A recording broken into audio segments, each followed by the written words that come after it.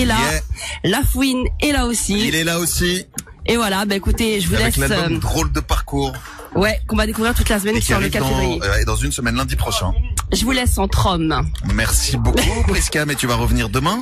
Oui, je serai là demain à 16h, puis je serai là ce soir aussi, après Radio Libre. Eh oui, tu es là tout le temps. Ah là là, qu'est-ce que tu veux?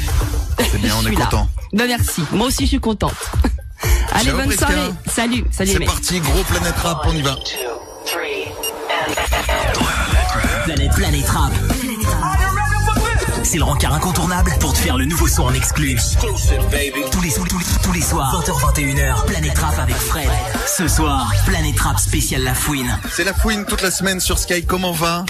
Laouni. Yo Fred, bien ou quoi? En forme? Ah, en pleine forme. Bah écoute, bienvenue, c'est un nouveau Planète Rap pour un album qui s'appelle Drôle de parcours. Un album très personnel, encore plus personnel que les précédents. On va pouvoir le découvrir. On va pouvoir le découvrir avec petite pointe d'optimisme, mais aussi un petit retour en arrière quand même sur pas mal de morceaux, un petit point en fait. Un petit point au bout de presque 10 ans de carrière, un petit point tranquille. Bon, on va en parler dans un instant et puis toute la semaine entre 20 et 21, mais là on va débuter le Planète Rap avec le morceau qui est arrivé vendredi à 18h. C'est un morceau qui s'appelle Autopsie 5. Autopsie 5. Évidemment une réponse à Booba et son morceau Milan AC. Une réponse à... Qui est arrivé il y a une semaine d'ailleurs, hein, voilà, c'est un morceau qui est arrivé. Une réponse à Milan. C'était quand? C'était lundi, c'est ça? Oui, il est arrivé lundi en fait. C'était lundi après il avait l'écoute de Milan justement de Booba. J'ai retweeté que vendredi j'allais balancer ma réponse. Mais t'avais rien de prévu? J'avais rien de prévu. C'est-à-dire j'ai écrit ce morceau en 3 jours. Ensuite je l'ai mixé une journée avec Gun Roulette qui est ici présent. J'ai demandé l'instru à Street Fab. Et puis voilà, ça s'est goupillé rapidement. Tu savais pas qu'il préparait quelque chose? T'avais pas entendu? Je savais même pas. Je savais rien du tout. Ce qui est assez étonnant, c'est que les interviews, il disait que voilà, il était au-dessus de la mêlée. Grosso modo, il voulait répondre ni à Rof ni à toi. Ouais, c'est pour ça que j'ai été étonné en écoutant, en entendant mon nom surtout sur cette chanson. Bon, il est pas en plus pas de main morte, t'as accusé de pointeur. Ouais, en plus ce qui se passe, d'agression sexuelle sur enfant. Exactement. Ce qui se passe, c'est que là, c'est juste un clash pour l'instant, mais ça va pas s'arrêter là encore. Moi, je vais aller encore plus loin. Et ce qu'il faut se dire, c'est que je vais parler à tous les petits bouffons. Lors d'une altercation ou lors de règlement de compte dans la rue, c'est pas tes muscles qui comptent. C'est jusqu'où t'es prêt à aller. Aujourd'hui, c'est juste un clash, mais ça va pas s'arrêter là, parce que c'est vrai que je l'ai violé dans le sang. Mais quand j'entends que lui m'accuse de choses, agression sexuelle, viol. Comment on le vit d'ailleurs quand on écoute ce morceau, voilà, où t'es traité d'Émile Louis, de pointeur. Je me dis, dès que j'ai écouté le morceau, j'ai dit ok, c'est pas grave, j'ai rigolé, j'ai dit on verra ça vendredi. Et puis j'ai pris mon stylo et puis tout ce que j'avais à dire, je l'ai mis sur papier.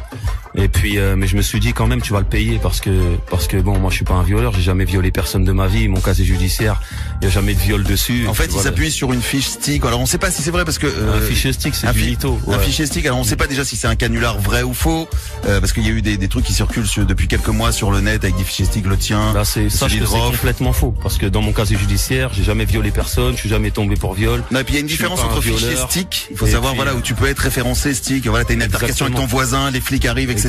Ça se passe mal, tu peux être référencé. Fichier stick, c'est pas ton casier judiciaire. Et c'est pas le casier judiciaire, ouais. Comme lui, tentative de meurtre, c'est pas son casier judiciaire, tu vois.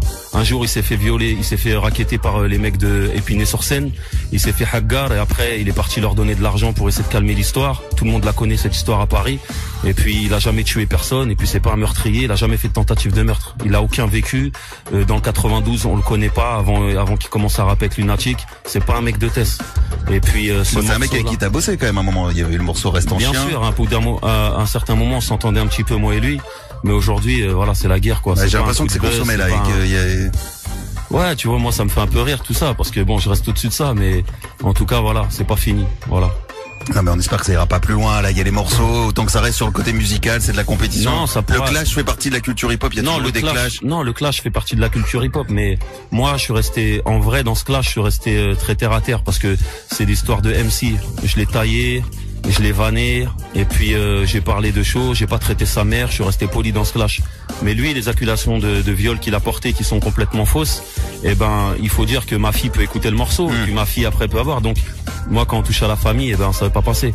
Donc lui, comme il est en déclin, parce qu'il n'arrive pas à toucher un autre public, il a toujours son même public, et il n'arrive plus à vendre des disques. Son disque s'est peut-être vendu à 50 000 la première semaine, mais la deuxième semaine, c'est vendu à 12 000. La troisième semaine, c'est vendu à je sais pas combien. Aujourd'hui, il en vend plus.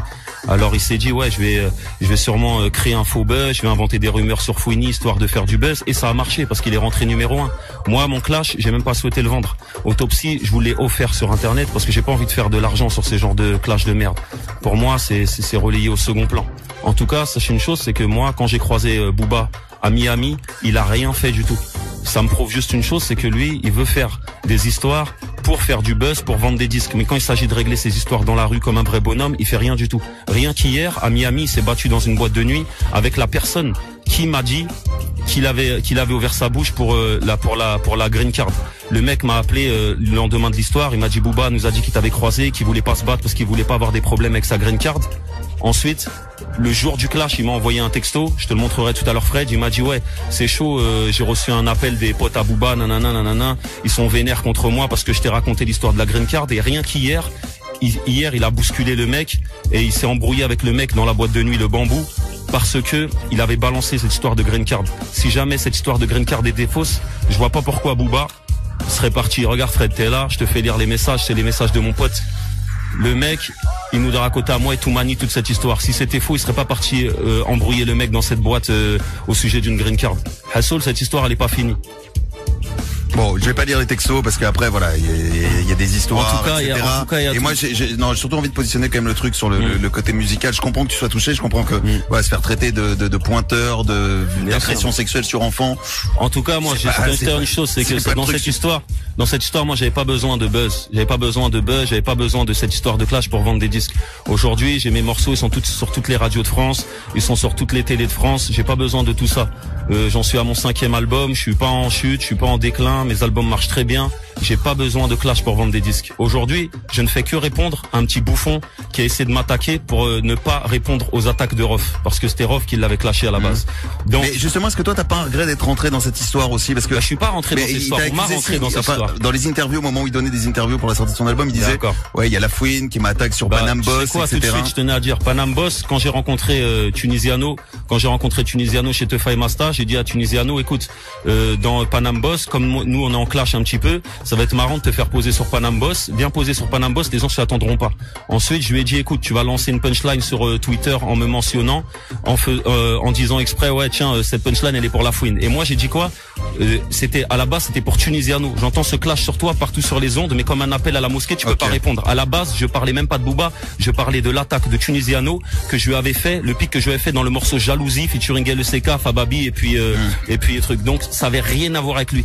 Et quand je l'ai croisé à Miami la première fois, je lui ai répété, je lui ai dit écoute, ce clash n'est pas pour toi. Quand je l'ai recroisé à Miami, je l'ai regardé droit dans les yeux, je lui ai dit écoute, quand je t'avais croisé la première fois, j'étais pas ennemi. Aujourd'hui, je suis ennemi avec toi, viens, je vais te baiser ta mère, je vais traiter sa mère devant lui. J'ai pas traité sa mère dans les clashs, j'ai pas traité sa mère dans la rue. Toumani, Hicham en sont témoins, je vais traiter sa mère devant lui. Je l'ai regardé dans les yeux, je lui ai dit descends de ta voiture, je vais te baiser ta mère la pute. Il a préféré fuir. Donc aujourd'hui, moi, j'ai pas les muscles à Booba. J'ai peut-être même pas l'argent à Booba. Mais en tout cas, moi, j'ai mon honneur. Booba, où tu veux, quand tu veux, moi je serai là. J'ai pas tes muscles, mais tu vas voir c'est quoi un homme déter, qu'est-ce qu'il peut te faire. Bon, restons sur le côté musical avant de nous énerver, puis surtout, non, mais là on fait un dernier point là-dessus. La fouine, après on passera à l'album, mais c'est important parce que ça a été l'actu, là le morceau a été écouté. C'est pas grave parce que c'est vrai que ça fait partie de l'actu, ça fait pas partie de l'album, mais ça fait partie de mon vécu, de mon passé. Moi, je suis un mec de Tess avec un drôle de parcours. La première fois que je suis parti en commissariat, j'avais 10 ans. La première fois que je suis parti en prison, j'avais 16 ans. Je suis jamais tombé de ma vie pour viol. J'ai jamais fait aucune agression sexuelle. Mon casier judiciaire, je l'ai demandé à Nantes, il va arriver, je vous le montrerai dans une vidéo. Je ne suis pas un pointeur, je suis pas un violeur, et les pointeurs, je les ai baisés leur mère toute ma vie en prison. Aujourd'hui, c'est l'histoire d'un mec de Tess qui a des problèmes, qui avait des problèmes avant le rap, qui a des problèmes pendant le rap et qui en aura après le rap. Et moi, et toute mon équipe, on est prêt à ce genre de problème. Aujourd'hui, dans mon équipe, il y a des vrais amis à moi, des mecs qui peuvent mourir pour moi. Des gens amis d'enfance, j'ai juste à passer un coup de fil au milieu de la nuit, n'importe où, n'importe quand, les gens vont venir pour moi. Et c'est pareil pour eux, ils peuvent m'appeler au milieu de la nuit, je vais venir. ce genre de connexion, B2O, Biatch, Béatrice ne les a pas. Tous ses amis sont des nouveaux gens. Le mec s'est fait chasser du 9-2, il part traîner dans le 9-3. Si un jour un mec du 9-3 me dit quelque chose et que j'en viens aux mains avec un mec du 9-3, c'est la honte pour tout le 93. 93 doit bouger pour 93, 78 doit bouger pour 78, 92 doit bouger pour 92. Qui bougera pour Booba dans le 92? Souvent, je vais aller rendre visite à mon copain Dixon dans le 92. Je vais souvent passer au Pont de Sèvres. Je vais aller chez Uncut acheter des t-shirts pour les brûler devant. Je vais aller faire un tour dans sa boutique. Je vais faire un tour dans la chicha là où il traîne. Je vais faire un tour partout où je peux trouver Booba. Qui va me faire quelque chose? Personne. Booba mange tout seul depuis des années.